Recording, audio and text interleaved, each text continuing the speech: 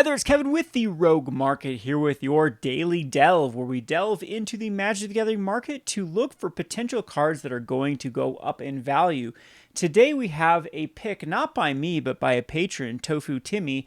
Really likes Righteous Valkyrie, so I thought I'd research what's going on with Righteous Valkyrie and give my critique of the card. Now, first off, looking at the EDH, there doesn't seem to be a lot of standard decks at the moment. There is a Clerics deck running around that does use the Righteous Valkyrie, but it's more of a Cleric Recursion deck than it is utilizing this, but it is seeing inclusions in some of those decks. However, EDH is really the bread and butter for a Spec. I think it's what makes a card hold for long term, and I really like those type of trajectories rather than trying to bank on whether a card is being played in modern or in standard. I think that those markets are a lot more volatile than I like to see. But Righteous Valkyrie's got some interesting things going for it. It doesn't seem to be playing a lot in EDH with 2% of decks, or actually 3%, so that's actually quite healthy for EDH. It does have some interesting decks that it's being run in with a lot of the cleric. There's been more focus on clerics as of late in recent sets, especially even this most recent set with Dungeons and Dragons.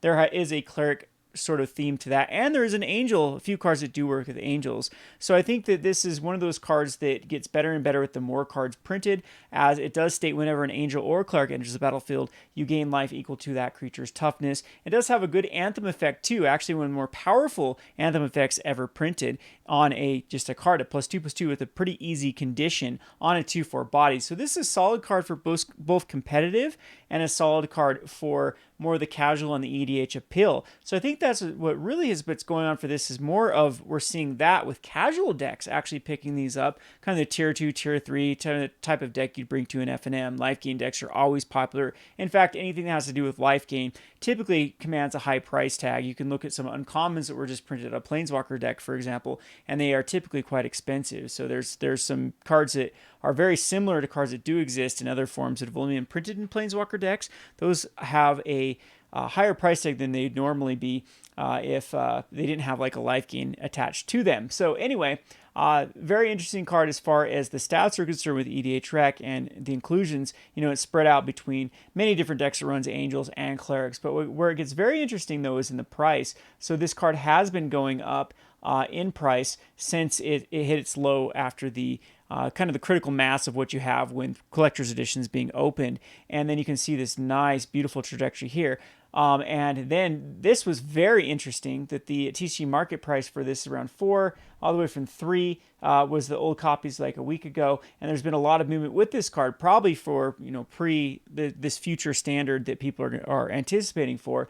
But the Card Kingdom's already bumped this up to $6.50, and if you actually go to sell it, they are buying it for $3.70. So depending on if you can get in at a decent margin, I mean, you can actually have that positive spread here for the arbitrage for the Righteous Valkyrie. But look how many copies the Card Kingdom is buying, and this almost looks like it's like been manually overwritten, because their algorithm usually doesn't want to have huge quantities of these types of cards. They're buying all the way up to 222 copies of the Righteous Valkyrie, and all the other versions are following suit here. It does seem to be there isn't one that kind of glares out here of being more least expensive than the rest, with this $5.99 one from the promo pack being out of stock. So my conclusion is this is a pretty good spec, at least for the short term. It does look like it's going to start spiking up in value. The things it has going against it is from Kaldheim. Kaldheim is not old in the scope of things. This is still eligible for something like a Challenger deck or any other supplemental product that we can see for standard this year.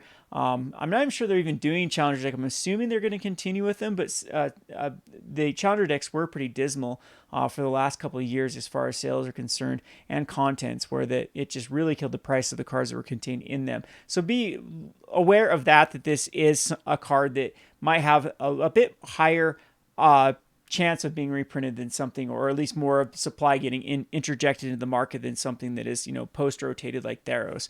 But anyway, I think this is a great card, great spec. Got to give credit where credit's deserved here to Tofu Timmy for finding this spec. And if you have a spec that you want me to analyze, you can definitely message me on Discord or here in the comment section, and I'll give a look at your particular card. This has been Kevin with the Rogue Market. Thanks for watching.